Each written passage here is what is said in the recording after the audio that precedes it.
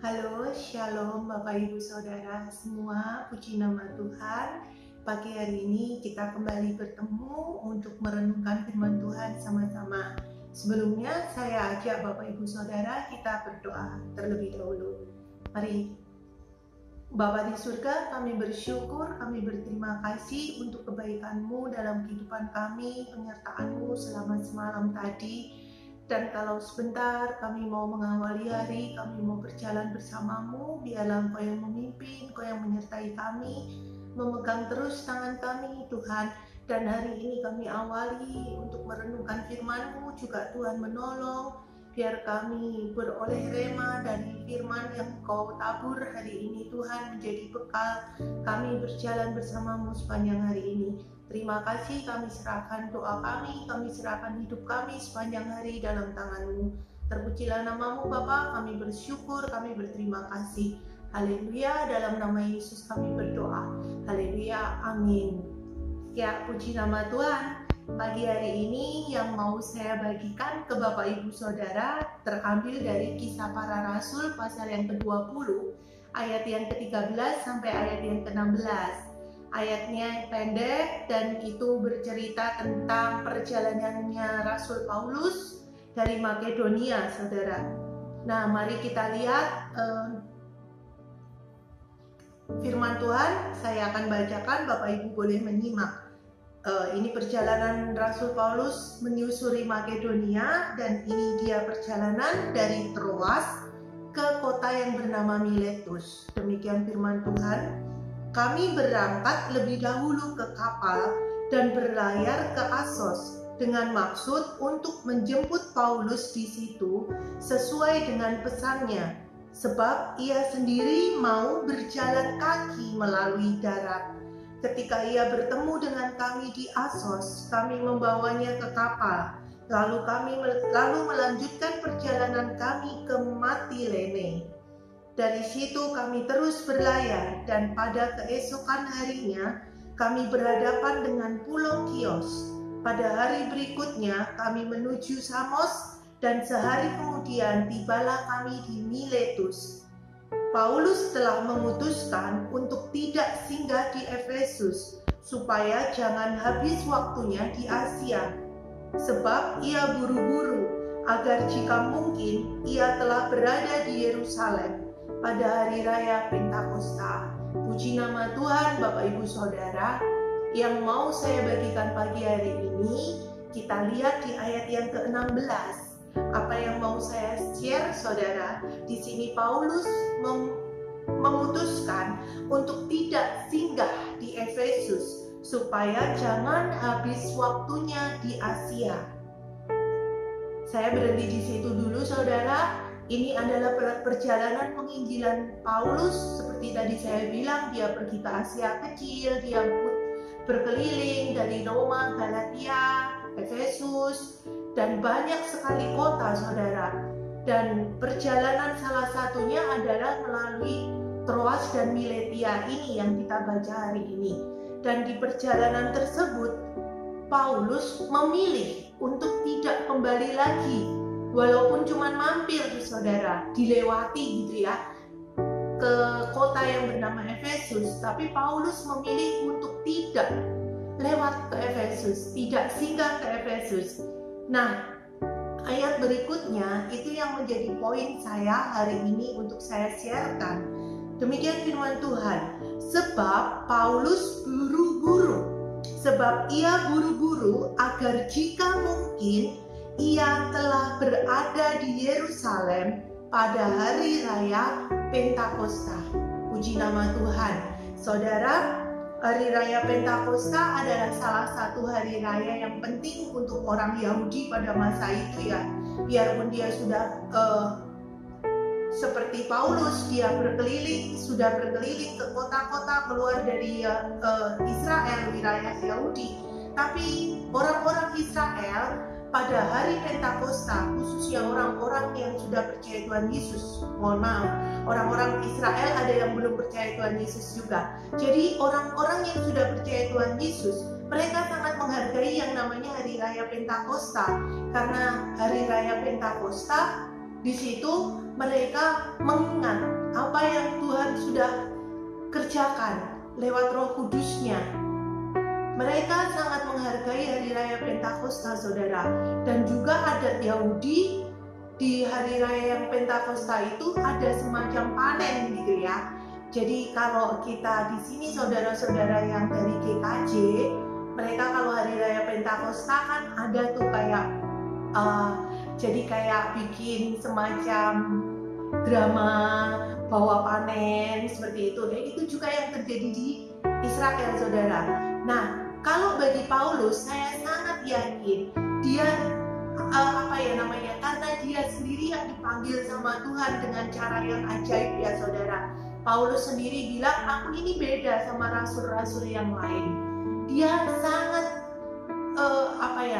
dalam hatinya dia itu jadi kayak betul-betul nggak bisa. Aku nggak mau yang lain. Aku cuma mau pulang ke Yerusalem. Ini itu sesuatu yang penting. Nah, apakah saudara pernah mengalami seperti itu, saudara? Kita memilih untuk meninggalkan yang lain karena ada satu hal yang betul-betul kita mau kerjakan.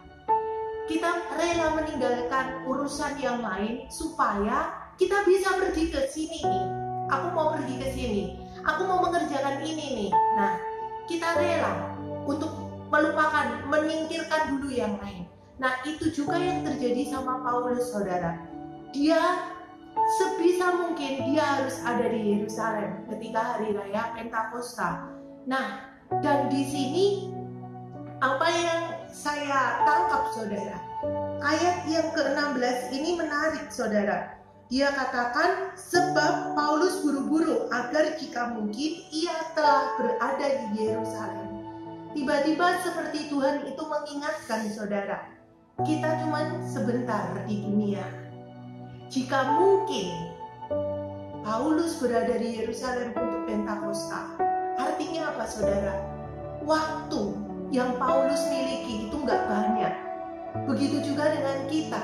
Waktu kita itu nggak banyak, saudara. Apakah kita akan membuang waktu kita dengan percuma? Hari ini yang mau saya share hanya seputar kembali mengingat apakah kita sudah menggunakan waktu kita semaksimal kita untuk Tuhan. Apakah kita mempergunakan waktu kita itu untuk concern ke Tuhan, bukan untuk dunia. Kalau Paulus betul-betul saya harus berada di Yerusalem, saya rela tidak ke Efesus, walaupun mungkin di Efesus ada banyak hal yang dia bisa temui, saudara, tapi dia rela. Saya enggak, saya mending ke gereja, begitu ya ibaratnya.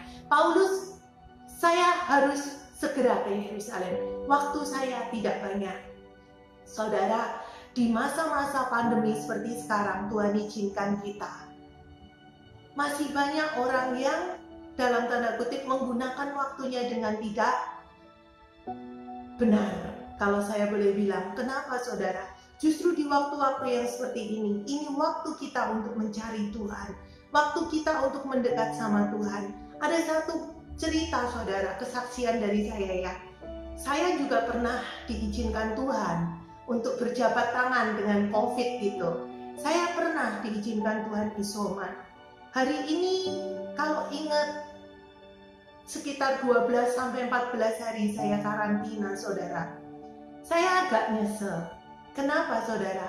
Karena saya merasa, kenapa ya dulu saya nggak baca Alkitab 14 hari, saya kebut baca Alkitab sampai selesai misal. Toh saya kan nggak bisa ngapa-ngapain di rumah doang, saudara. Nggak bisa kerja, nggak bisa apa.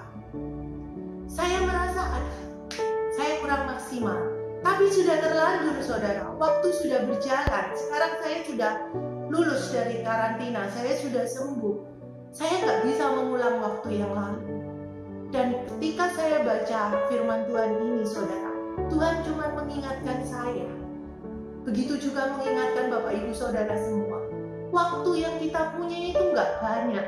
Jangan sampai ketika nanti kita sudah melewatinya, kita cuma bisa nyesel, aduh kenapa dulu saya nggak begini ya, dulu kenapa saya nggak sungguh-sungguh sama Tuhan ya, dulu kenapa begini begitu. Sudah terlanjur, saudara. Jadi pagi hari ini Tuhan ingatkan kita, Hari ini mari kita bijak menggunakan waktu kita. Cari dahulu kerajaan Allah dan kebenarannya. Selagi kita hidup, kita nggak tahu kapan waktunya, saudara. Saya lihat status teman, ada satu anak meninggal, lulus SMA katanya. Sakit TBC, masih SMA, lulus saudara. Lulus SMA nggak lama, kena sakit TBC, meninggal. Kita nggak pernah tahu. Banyak orang yang COVID, saya dapat berita itu banyak saudara, rekan-rekan kami, rekan kerja, seingat saya terakhir ketemu masih sehat, tapi ternyata meninggal kena COVID. Kita nggak pernah tahu kapan waktu kita berakhir. Tapi seperti pujian katakan, hidup ini adalah kesempatan untuk melayani Tuhan. Bukan kesempatan untuk melakukan hal yang neko-neko. Bukan kesempatan untuk memperkaya diri sendiri, saudara. Ini waktunya kita memikirkan apa yang bisa kita perbuat untuk Tuhan selagi kita hidup. Karena nanti ketika kita meninggal, firman Tuhan mengatakan dalam kitab Roma, saudara, semua orang akan bertanggung jawab atas hidupnya masing-masing di hadapan Tuhan. Jangan sampai ketika kita ketemu sama Tuhan Yesus, kita cuma menyesal, kenapa saya dulu nggak melakukan ini untuk Tuhan? Kenapa saya nggak nabur untuk Tuhan? Saya memperkaya diri saya sendiri dengan uang yang saya dapat. Hari-hari ini banyak saudara yang membutuhkan. Lakukan untuk Tuhan. Tidak cuma memberi hidup, saudara. Memberi materi juga bisa. Kita cuma bisa bersedekah sedikit, lakukan. Apa yang sekarang kita bisa kerjakan untuk kemuliaan Tuhan lah ibaratnya. Karena kita ini kaki dan tangannya Tuhan, kita mulutnya Tuhan. Jadi saudara, pergunakan waktu kita semaksimal mungkin untuk Tuhan. Pergunakan waktu kita seperti apa yang Tuhan mau. Jangan sampai kita menyesal karena kita tidak maksimal untuk Tuhan. Jangan sampai hidup kita sia-sia, karena setiap kita punya tugas jadi kaki dan tangannya Tuhan. Pujilah nama Tuhan. Demikian firman Tuhan yang bisa saya share, saudara. Biarlah hari ini Tuhan menyertai kita semua. Selamat menjalankan aktivitas. Tuhan Yesus memberkati. Puji Tuhan. Amin.